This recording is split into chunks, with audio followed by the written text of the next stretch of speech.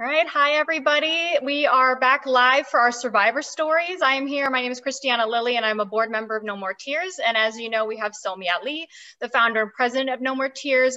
Sorry we're a little bit late, but we are going to hang on for just another minute just to give everybody a chance to join us today. We don't want anybody to miss this.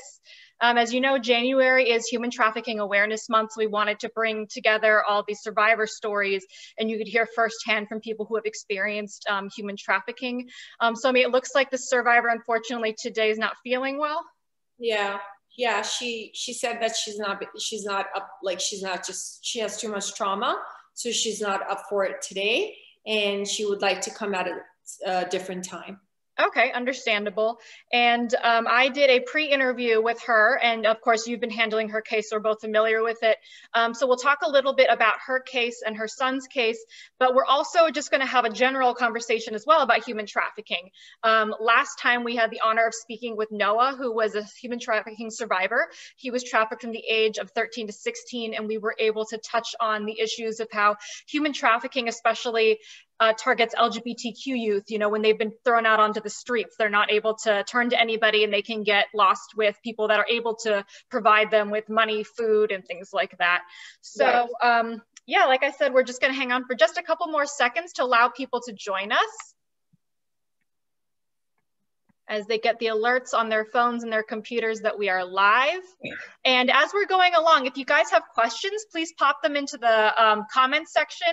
And we're thinking maybe we should do this a little bit more often, maybe once a month or something like that. So if this is something that you would like us to continue with, let us know what kind of topics you'd like us to cover, what issues you'd like us to cover. As you know, No More Tears covers human trafficking and domestic violence victims and survivors. So of course, those two topics are going to be heavy on our minds throughout the year. October is Domestic Violence Awareness Month, but of course, because January is Human Trafficking Awareness Month, we wanted to focus on that. Okay. And when you see me going on my phone, it's me looking at the questions. I'm not zoning out and texting people.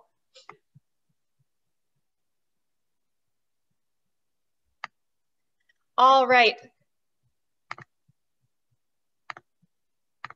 So Somi, I know some people are kind of new supporters of No More Tears, and we're glad to have everybody. I had the pleasure of getting to know you when it was in its infancy. I think it was only 1 or 2 years old, and you were living in Broward. Tell us a little bit about that first woman that came to you. I know she was knocking on your door, and that sort of spearheaded this whole thing. Tell us about that and how that kind of gave birth to No More Tears. So it was during the time I had just finished my education. It was 2006, and I was trying to, I wanted to start a nonprofit. I already had a t-shirt line on human rights issues, and I wanted to kind of intertwine the t-shirt line with a charity. And I was thinking of various missions of what I want to do.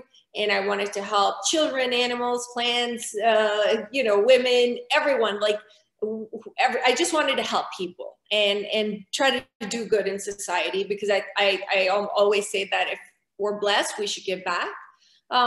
So it was around 2006. I remember it was around December of 2006 is when this victim knocks on my door. She's very badly hurt. She was bleeding from her forehead. And she said that she was from Bangladesh. And she said that, you know, my father-in-law has raped me. And my husband has been abusing me for 10 years. And can I come in? Can you please let me in? And I said, of course. And, you know, like I try to clean her wound, or, you know, I was like, what's going on? Tell me your whole story. And I was just appalled. I couldn't believe it, because having grown up in Pakistan, being a survivor myself, and seeing, you know, domestic violence in my household, and also like all my mom's friends would come to the house, and they would always have a bruise on their face, or their arm had a brace or something.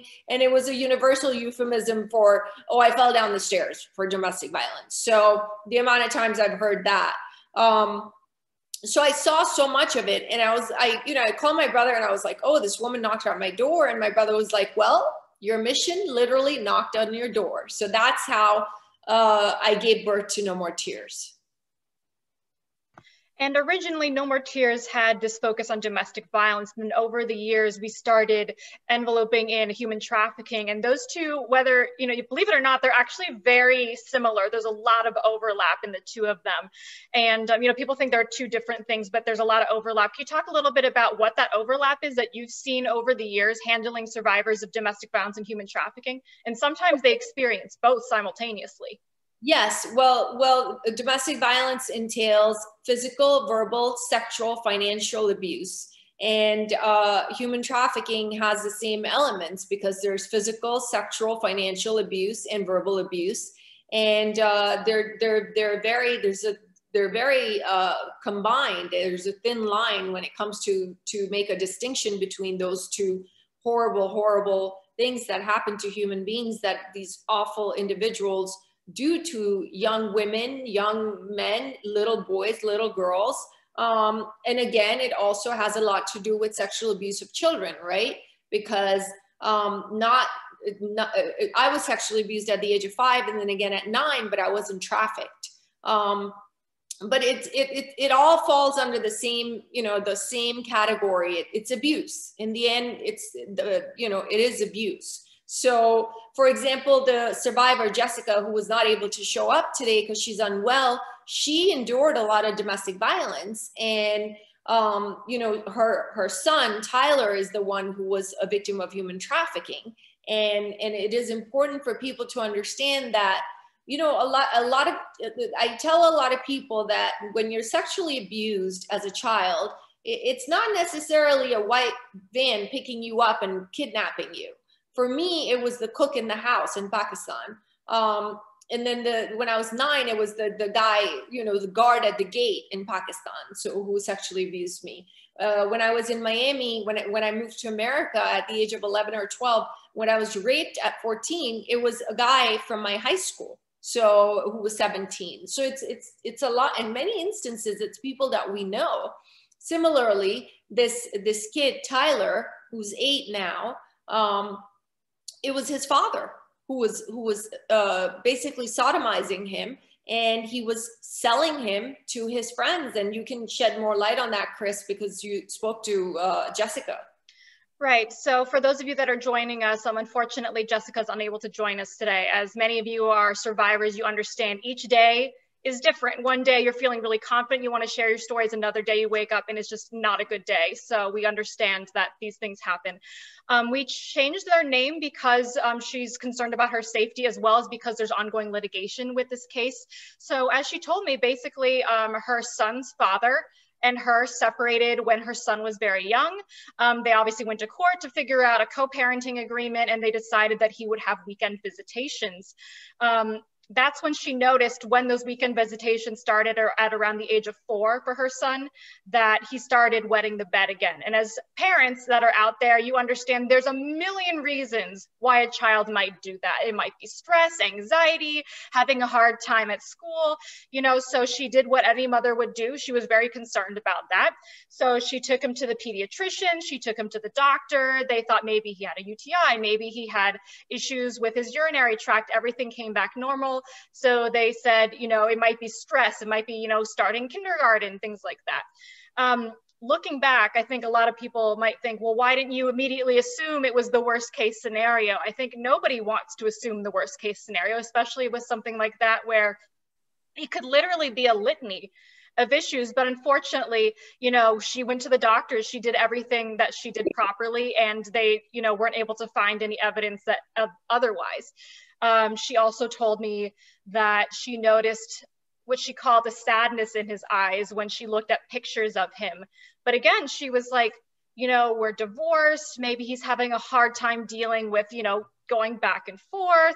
He never seemed upset to go to his father's house. And she said, he was very involved, even though the court mandated that he only had the weekends, he insisted on taking him after school to go to soccer practice and other activities. He would send pictures at the activities.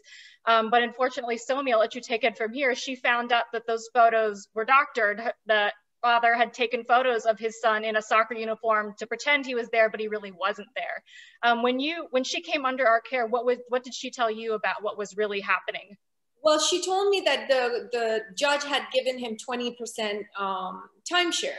And like you said, she would notice every time Tyler would come back home to her, he was wetting the bed.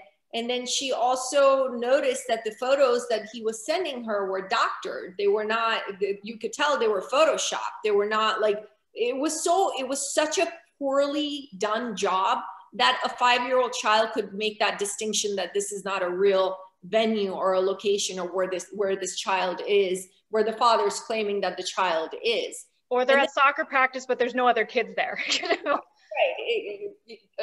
And then also, in addition to that, she started noticing ligature marks around his neck. And like almost like he was choked or strangulation was taking place. She started noticing bruises on his wrists and his elbows. And over time, every single time Tyler would come back home, she would know it would just escalate into further and further and further more as far as abuse is concerned. It is very important and pivotal, without naming the police department, that a lot of people deemed her to be fabricating these things. This gentleman, I don't even want to call him a gentleman, he's a piece of crap, but this horrible person, had some friends within the PD, and he was able to get away. And many a time she tried to reach out to the police department. Many a time he was able to get away. He would always come up with some excuse. He was buddy and very chummy with these cops, and nobody would listen to Jessica. And so she was just going crazy. Finally, she was able to file a restraining order. And that's when things, started. Finally, the judge was like, all right, he's not going back to the father. That's where we have our wonderful, phenomenal attorney, Brenda, who comes in, who does pro bono work for No More Tears, who has taken over Jessica's case and is going to be representing Jessica and Tyler both. And so this was happening for 4 years. Tyler was from the age of 4 to 8 when he was being exploited by his father. He would tell that's when he finally told his mother, when he was 8 years old. And you can imagine, as a young child, and as I'm sure, from your personal experience and from dealing with other young children, they're thinking, my mom must know what's happening. She wouldn't send me there if, she knew this was happening, or this must be something that other kids, this is what happens to other kids, right? When you're 4 years old, it's really difficult for you to vocalize what's happening. So Somi, in the justice system, you've dealt with a lot of people that are experienced specifically with children. What's the difference with, interviewing or talking to a child about something they've experienced versus an adult about what they've experienced? Well, I think the adults are more vocal. They're able to go into details. In some instances, not all adults. Yesterday, I met with a woman who has lost her eye, her left eye, because he literally, poured some liquid or chemical in it, and it destroyed her entire eye. And all I asked her was like, tell me the incident, what happened. She couldn't talk about it. She broke down. So some adults it's easier for them to talk about it. Look, it took me 40 years to find my voice and start talking about what happened to me. So, and I was 5 years old a long time ago. So it took me a long time to start speaking about what I went through, what I endured. I can't even imagine how raw and fresh this is for Tyler, for him to be able to explain this. And again, the key words are, he thought that this was a norm. He thought that if his mom is allowing him to go to his dad's house, then that this is a norm, that it's okay that it's happening. He didn't know any better. When we're children, we don't know any better. So, for example, since I grew up in a home of domestic violence, if I witnessed abuse taking place in the house at the age of 4, I thought this was normal. And I would, when I was in school in Pakistan, I would assume their parents were fighting and beating each other too. I thought it was a norm, which again, plays into why I ended up in a relationship from 16 to 24 where there was abuse. So because we're products of our childhood, and it's very hard to get over those traumas. It's very hard to break those stereotypes, and it's very, domestic violence and abuse is very cyclical, right? So it's hard to break that generation of generations and generations of abuse. My mom was abused. My mom's mom was abused sexually and physically. So coming back to your question, it's very difficult for children because they don't know how to express it. They don't understand it. They don't know how to talk about it. That's why they have, the therapists use dolls. That's why there's play therapists out there, that they have various techniques and ways to get it out of the children. And it takes a long time for a child to be able to vocalize what has happened to him. And, even for me, when I was 5 and I had 3 incidents, after the 3rd incident is when I told my mom and dad, because the cook in the house had told me, if you tell your mom and dad, I will take a knife and kill them and kill you. So, as a 5-year-old girl, you're thinking, you don't want to die. You don't want your mom and dad to die. But these pedophiles, these child molesters are so smart. They know exactly what to say. They're very shrewd. They're master manipulators. And keep in mind, this guy was also abusing Jessica. Not only was he sodomizing and raping and selling Tyler, but he was also a abuser. He was abusing Jessica physically and sexually. And I wanted to go back a little bit to where you were talking about this misconception where with human trafficking, children are being stolen from alleyways or women are being grabbed at parks and things like that. And while, those cases may happen, more common than not, they are groomed by somebody who's taken the time to get to know them. It might be a boyfriend, their husband, or unfortunately in this case, it was a parent who was exploiting their child.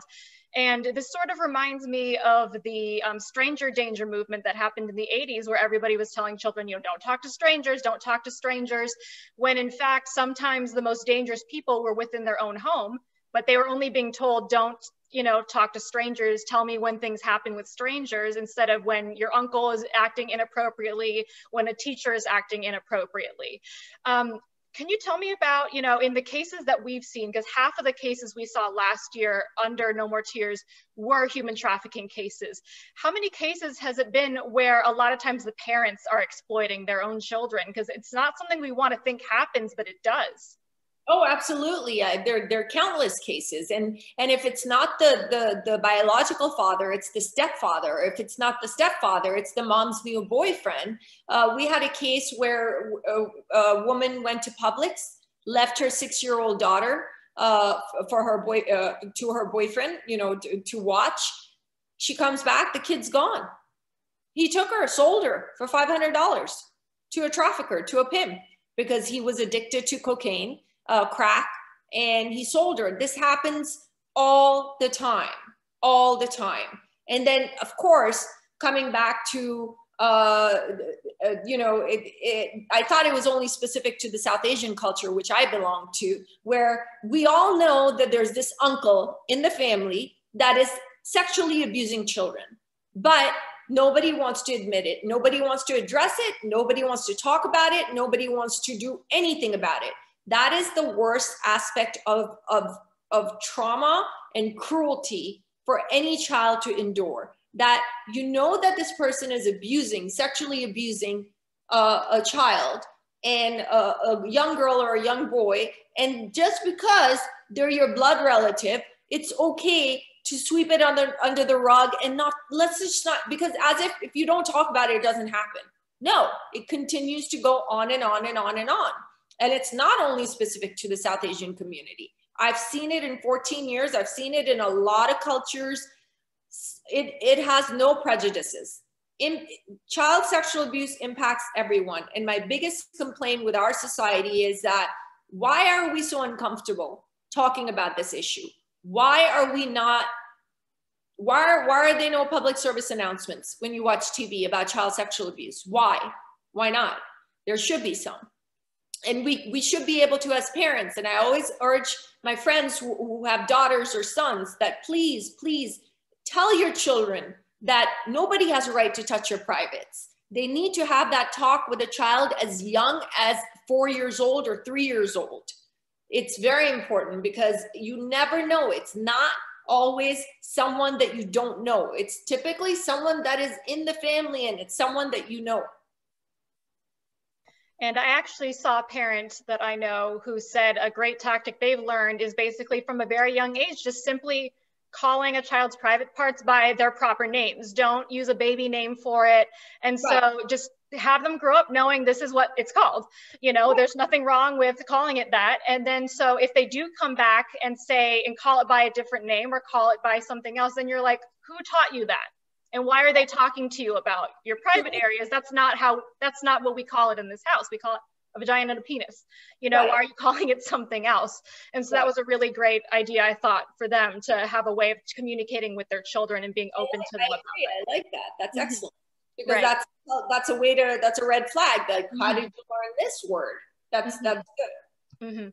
And we have a great play therapist that we work with. And I've seen sessions where they're just playing with Power Rangers. They're talking about TV shows that they like. And it's sort of a way for them to have the child open up and then start talking about maybe frustrations they're having and talking about that. And what I thought was really interesting is how they're able to go virtual with this and still have these play sessions online. And they've been able to pick up on, you know, aggression or, you know, in one case, I know we had a child who actually slapped his mother and called his mother a name, and it was a name that his father had been calling his mother. So it's just really important to know that, like, your children are listening and they hear what you're saying and they see what you're doing.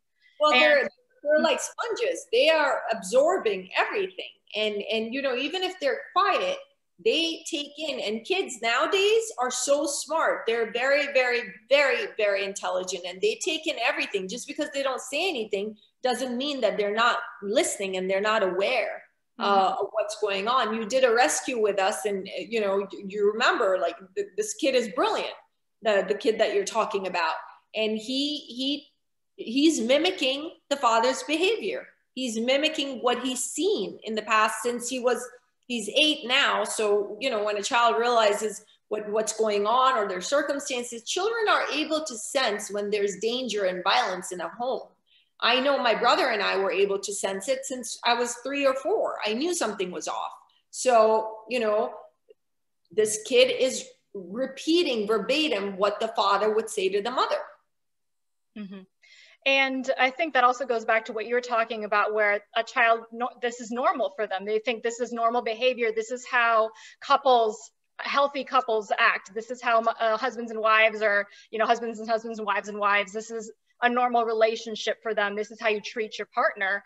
And so at No More Tears, what our goal is through therapy is to help stop that cycle of violence, like teaching these girls and boys the proper way to be treated, and also to treat other people, that it's not okay to hit them. It's not okay to belittle them. Arguing is fine, because everybody's going to have an argument. You're going to disagree about things. People get upset, but name calling and things like that, that's not healthy. And I know a lot of people that we have on here are survivors, and they've experienced that. And that's a goal that they're trying to impart upon their own children, is healthy relationships and boundaries. Absolutely. Absolutely. And so going back to Jessica and Tyler, she came under our care. And that was probably the only moment where her voice really wavered, was when I asked her, you know, what care did you receive? She started crying because she said, Somi was the first person who actually listened to me. And I know a lot of survivors, you know, when they're sharing their stories, they feel like people think they're crazy, or, uneducated law enforcement might not believe them. Lawyers might not believe them. Tell us about, you know, your first interaction with her, and what services we were able to provide to her afterwards, and to her son. When I first met with Jessica, when I first meet with a survivor, my intake lasts about an hour and a half. My intake with Jessica lasted 4.5 hours. And because I gave her the opportunity to be heard. And what I sensed, having been doing this work for 14 years, you know, with my experiences, I can tell who needs what and what are they lacking.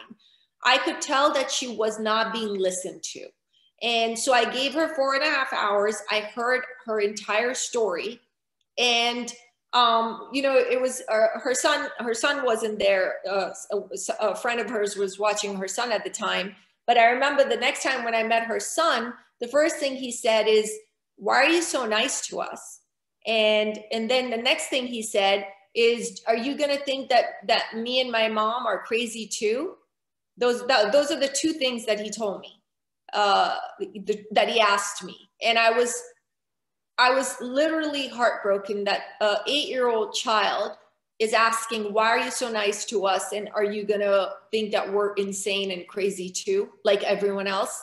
Like he said, like the cops. So this mom and this child have had horrible experiences. And, you know, we need to believe people. We need to believe survivors, and we need to let them speak, give them an opportunity to share their story. And we were able to, they were on the streets. They had nowhere to go. They're living in a very nice apartment. We set it up. We provided them with Brenda, who's amazing, our family law attorney. And, you know, she's looking for a job. She went for a job interview yesterday. And actually, one of our survivors babysat her son, Tyler, from morning till evening. And he didn't want to leave. He wanted to keep playing with the other kid in the house. And he kept telling Jessica, "Can I stay one more hour?" Because he had not had the joy of playing with a child because of all the trauma that he endured, and also, of course, COVID. He got to be a normal kid. He got to be a kid. They had a blast. I mean, the survivor that was watching the kid, Tyler, was sending me videos, and they were having so much fun. It was amazing. So listening to these people who have been through abuse is the number one way of trying to give them comfort, and letting them know that we care. And that's what makes No More Tears unique, that we let them know that we care. We treat them like family members. They're not a number for us. They're not a case number for us. They are like, they become part of our family. And Jessica was telling me about some of the after effects. You know, just because now they're in a new place and everything, it doesn't mean the story's over. Their story's continuing. She talked about some of the trauma he's still experiencing with nightmares or acting out, because, you know, as a child or even as an adult, you know, you get angry, you get frustrated. You're like, why did this happen to me? What have been some of the struggles she's been dealing with as a parent with Tyler, you know, dealing with these emotions now? Well, he's been waking up screaming in the middle of the night. He's having a lot of trouble sleeping, which is obviously, it's expected. He's having trouble using the restroom still, for obvious reasons. And he goes through bouts of happiness and depression within minutes. That's something that I've observed, because on Saturday, we have park day for our children. As you know, you were there last Saturday. So we try to invite him and, you know, get him to play with the other children, but he will go, it's like a roller coaster. He will go from happiness to depression like that. And something else that really resonated me when I spoke with her was I asked her, you know, what do you want for Tyler's future? What do you want for him in the future? And she said, I don't want this to define him. It's a part of his story, but it's not his entire story. And I know as a survivor for you, you know, that's probably something you can really resonate with, about it's something that's a part of you, but it doesn't have to be the top of the line that defines you. And like, you don't have to, you know, you have much more to offer. And she said, I hope he makes a difference in this world.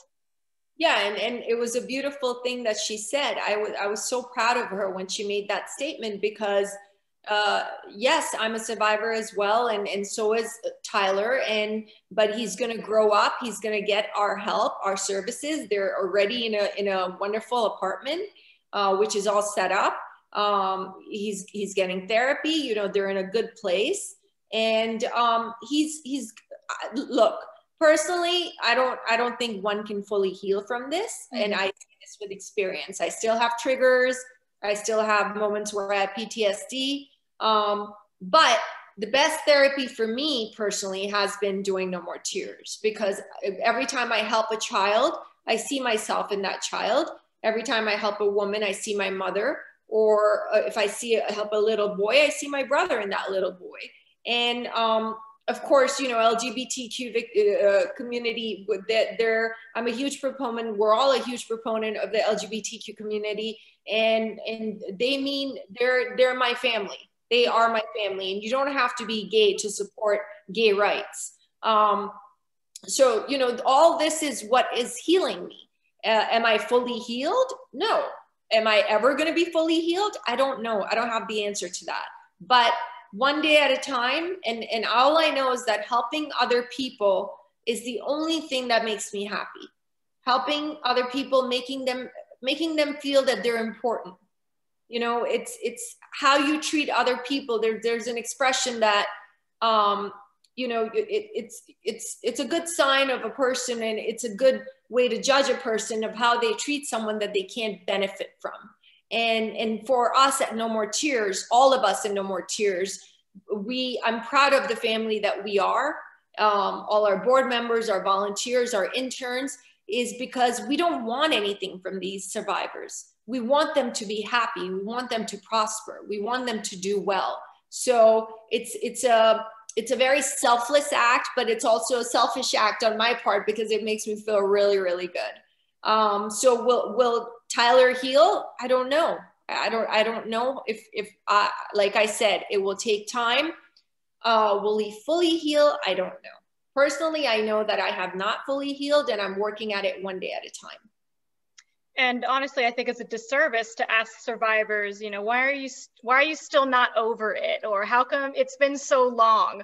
You know, anybody that's been through any sort of trauma, even, you know, natural trauma, like losing a loved one, you know, there's things that you don't get over. It's just things that you learn to live with, and that, you know, it doesn't impact your day-to-day life anymore, and you just hold it close to you. So with that as a misconception that somebody would get over something like that, you know, what are some other misconceptions you've seen of survivors, or the expectations that we in society that we have of survivors?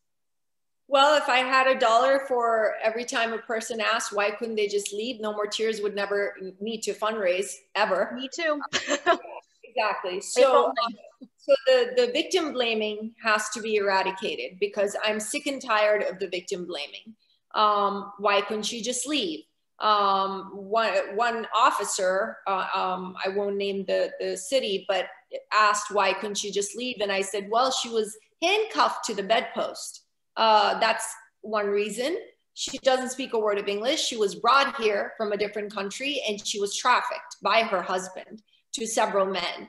Why else can't they leave? Well, because they don't have any money. They don't have a place to go to. Shelters are full.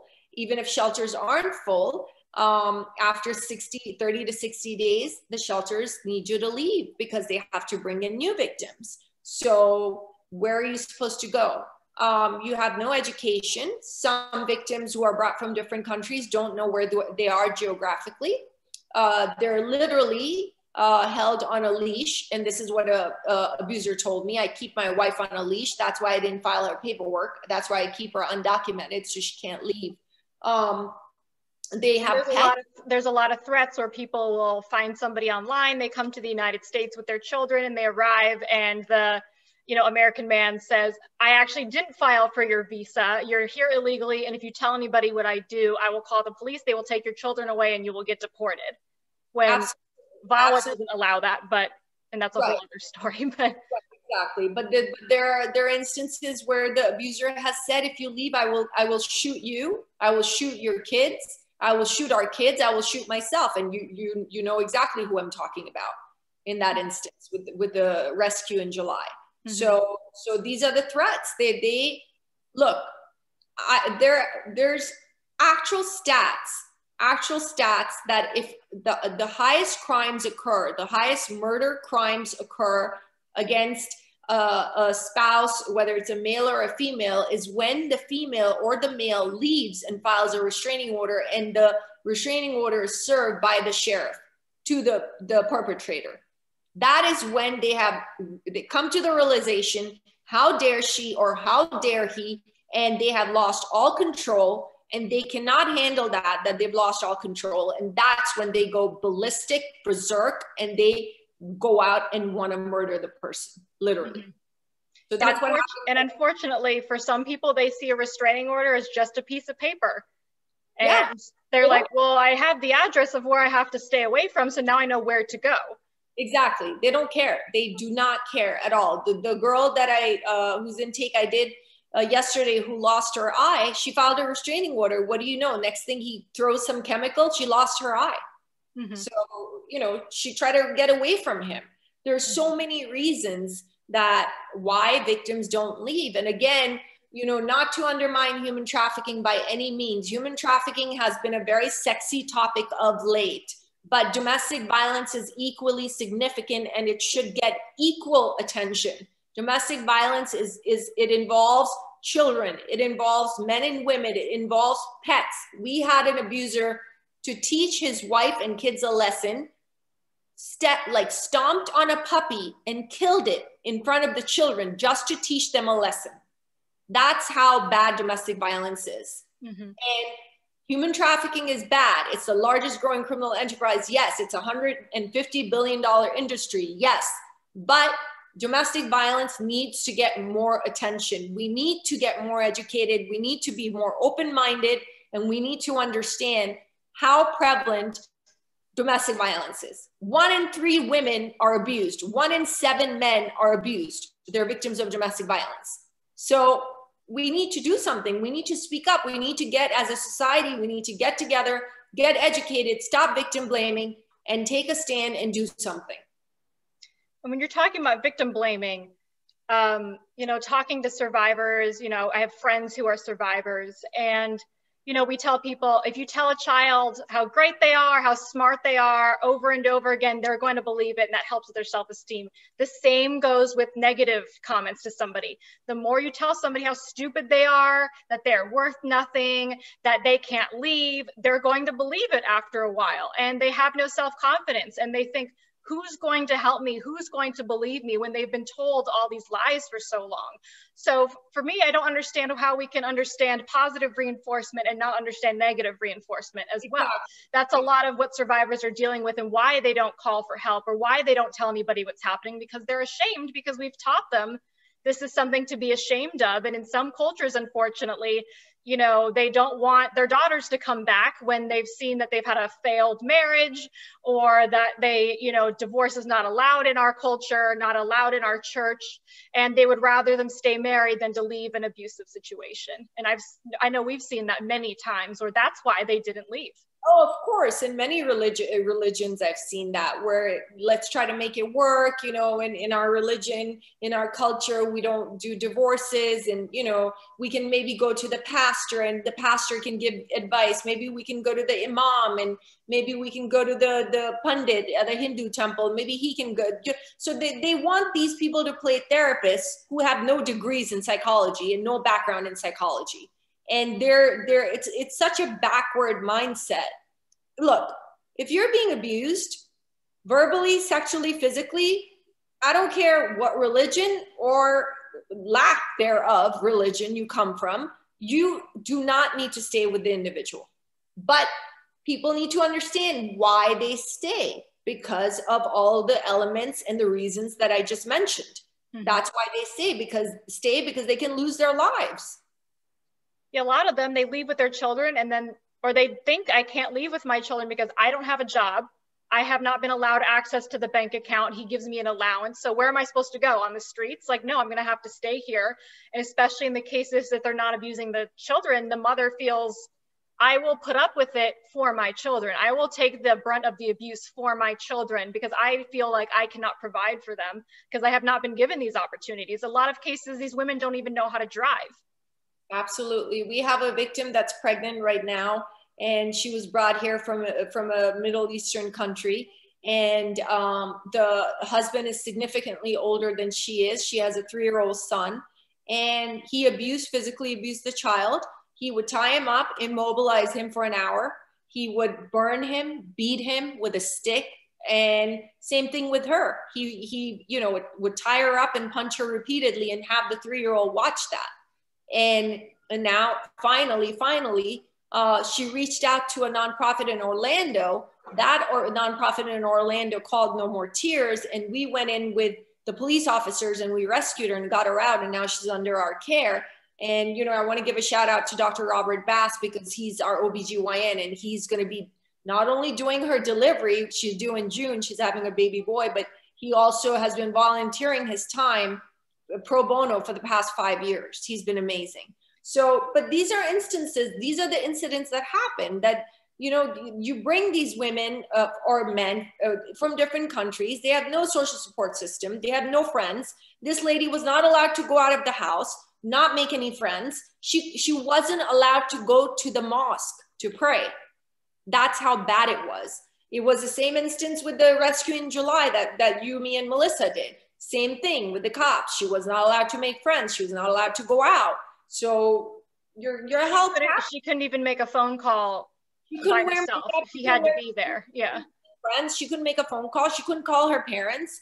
This woman from the Middle Eastern country, every time she wanted to talk to her family back home, he said, do it in front of me on speaker. I want to see what you're saying. So she couldn't tell them that she was being abused. Mm-hmm.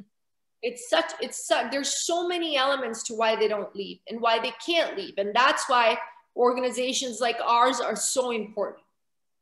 And you've mentioned some fantastic service providers that we have who have been they've been volunteering their expertise. That's what I like to tell people. They've been volunteering their skills. We have Dr. Robert Bass, who has been doing pro bono work with all our OBGYN patients. There's a lot of patients, unfortunately, they haven't seen an OBGYN after being raped and abused, and so they need to have care to make sure everything's fine. We have pregnant women who have never seen a doctor, and they, you know, he sees them through with that. We have Brenda, who's an amazing lawyer who has taken on cases pro bono. We also have other service providers like therapists and everything. Tell us about these service providers and how they provide work for us, in case we have anybody here on today that, you know, is interested in volunteering their time and their abilities. So we have Sarah Bartley, who provides therapy to our English-speaking survivors. We have Kobita Chopra, who is for Hindi-speaking survivors. We have Carmen Bolivar for Spanish-speaking survivors.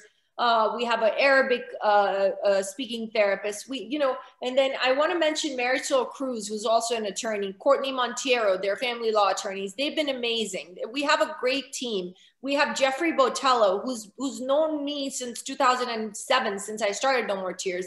He's an amazing immigration attorney. Now, keep in mind that all the money that we get is that the donations that we receive go to the service providers. Now, so for example, if an attorney was supposed to charge 10 grand, they would charge us 1,000 retainer fee and we would give them 500 a month. They give us a significant discount.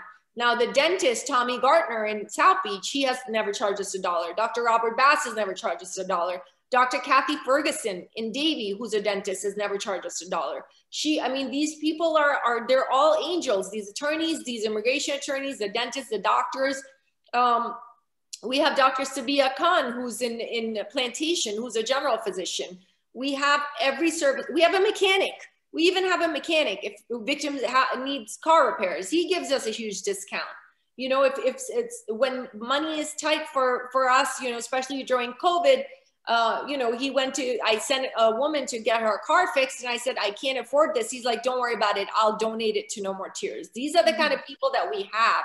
We have really, really a good family of supporters. And then our donors if it weren't for our donors, No More Tears would not exist. It is primarily our donors that keep us alive. So for me, the heroes are the service providers, the donors, and the survivors who have endured unimaginable, unfathomable abuse, but they come out strong. We've had lawyers, doctors, victim advocates.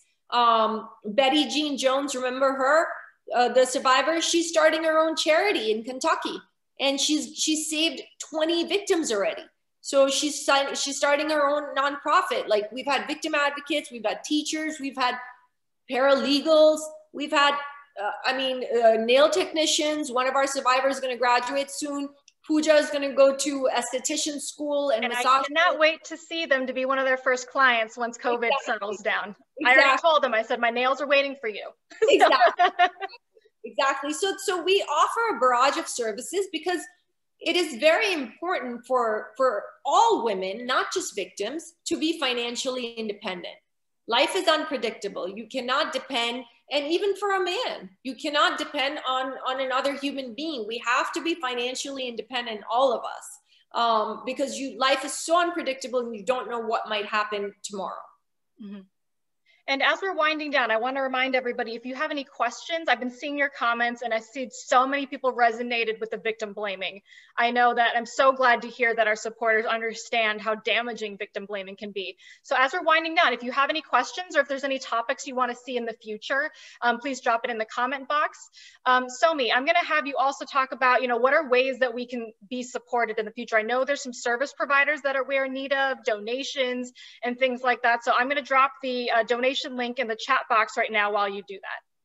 Well, okay, so number one, I encourage everyone, even if you can sign up for $10 a month, that's a huge help. Please, $10 we spend on coffee in a day, it's nothing. But if we have quantity, if we have a lot of people sign up for $10 a month, that helps us big time. Imagine if we had 10,000 people giving us $10 a month, that would be amazing. Toiletries, we always need toiletries.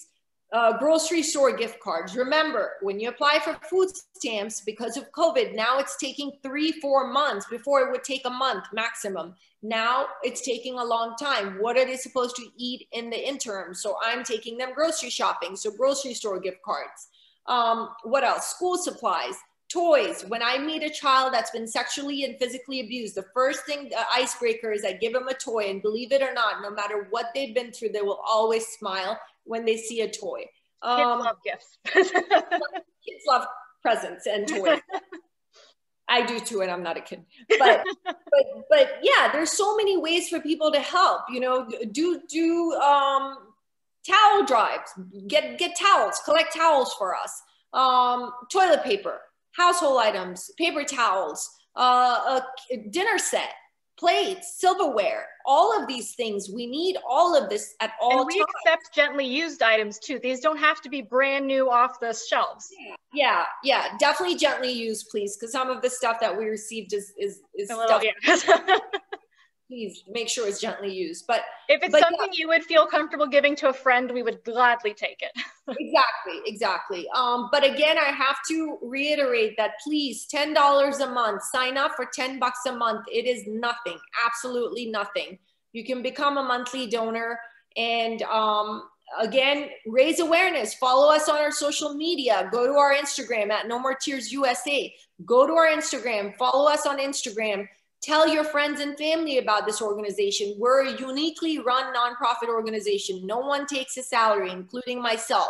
I live off of rental income. I own 4 properties and that's what I live off. If you don't believe me, Google property appraiser's office, look up my name and find my properties. So I live off of rental income. So no one takes a salary. All your money goes towards the victim services programs. So please, we need your support. We need your help. We're very unconventionally run. And, we've been around for 14 years and it's obviously higher power, God, the Mother Nature, the universe, whatever you guys believe in, whatever it is, wants us to continue this work. And we can't continue this work without your help. So we need your support, please. Mm-hmm. And if anybody is wondering, we actually do have a toiletry wish list. So if you go to our Facebook at the pinned post right at the top, we have links of 5 easy ways that you can give to No More Tears without leaving your house. So we have an Amazon wish list for, different toiletries. You can just order it. It'll go straight to our PO box. We have the donate list. We have the donate where you can sign up to be a monthly donor. We have where you can email e-gift cards. So if you're not able to leave the house or things like that, send us an e-gift card. Gift cards that are really helpful for us are grocery stores. So in our area, that's Winn-Dixie, Publix, Walmart, Target. Amazon gift cards are great because then we can send things to survivors like household goods that they might need, bed sheets, things like that. I think that's everything. We could obviously talk for hours and hours, but we're coming up on an hour. And so before we leave, I wanted to remind everybody, the next conversation we're going to be hosting, we're so excited to partner with Barry University, who hosts the annual College Brides Walk. Somi, can you tell us a little bit about the College Brides Walk? Well, it was started by Josie and Laura Finley, of course. Josie and Laura Finley are spearheading it. They've been, I think, how many years? I can't remember how many years they've been doing it for. but it was about a woman that was shot at her wedding, and it was her ex-boyfriend that shot her. So it's in honor of this woman that was shot literally while she was walking the aisle. And so everyone, dresses up in a wedding dress and in honor of this woman. And it's a phenomenal event, and I'm so happy. We've always been a part of it. I'm so happy to be a part of it. I'm so proud of Laura and Josie to spearhead this. This is such a good event, and we're going to be partaking on a panel. Yes, so February 9th at 6:30 is the panel. We are going to be having Somi, and we're going to be having Dr. Sarah Bartley. You mentioned her before. She's a therapist, so she's going to be talking about those stigmas and the healing process for people. And we're also going to have some survivors on the panel. And the theme that we have is overcoming the stigma, because that stigma of victim blaming is just something that has to stop. And so we want to show support to victims and show support to survivors as they're getting through that trauma. And so that's February 9th at 6:30 Eastern. If you want to learn more on our Facebook page, on our events, you can sign up and get registered through the Zoom link, and you can join us. And of course, we're always going to be here. And again, if you want us to keep doing these survivor stories, maybe once a month, something like that, we would love to participate and get other people to share their stories. And yeah, I think that's everything. So please donate, please share our mission. Please talk to your loved ones about human trafficking and domestic violence. Let your loved ones know that you're always there to listen to them. And when you have somebody that might be telling you that they're experiencing this harm, listen to them. That's the biggest thing you can do. Help them come up with an escape plan, and then call us at No More Tears. We will help with everything. Call your local police department, or if you're not in the South Florida area, you can call your favorite charity. But we've actually gotten referrals from people outside of the Florida. Yeah, we help everywhere. So right. One thing I'd like to add, Chris, about a message to parents that have children: please monitor their Instagram and their Facebook, please, because and now traffickers are also getting into their video games. They have found a way to get inside a video game, like Roblox. Yeah. Yes. So please, I urge every mother, every father to please be vigilant, hyper vigilant when it comes to these people. They know everything. They know how to do this. Remember, our youngest victim was a 2-year-old girl who was being sold on the dark web. So please. By her father and mother, because they were addicted to meth. So please, I urge the parents, I tell every single parent, please monitor your kids' social media. This is where it's all happening. Be careful of the photos that you post of your children on social media. Please be careful. And we're not telling you not to let your children use the internet, obviously. Just make sure you know what they're doing and talk to them. And I know it can be difficult when they're like, Mom, you don't know anything. You know, I had a friend of mine tell me, she said, I was telling my children, don't talk to anybody you don't know in real life. And they said, well, this has to be a kid. Adults don't talk like this. People that want to talk to children will learn how to talk like a child. And there are law enforcement officers who go in to find these people. They're trained to talk like a child. Exactly. So it's definitely doable. I know it's hard to talk to your children. I know I have nephews and nieces. It's hard for them to be like, you don't know anything, but definitely talk to them, have them talk to, a professional, like maybe if you have a police officer that can talk to them about these dangers, and maybe it's coming from somebody else, that would be helpful. So definitely, everybody together as a community, we will get through everything. Yes. Definitely. All right. Well, thank you guys. Who's watching, thank you for being here. And again, please, we need your support. Please, nomoretearsusa.org. Please make a donation. No amount is too small. Thank you very much. All right. Well, thank you, everybody. So we will hopefully see you on February 9th. And when we have our next survivor story, we'll be sure to let you know. Thanks, Chris. Bye-bye.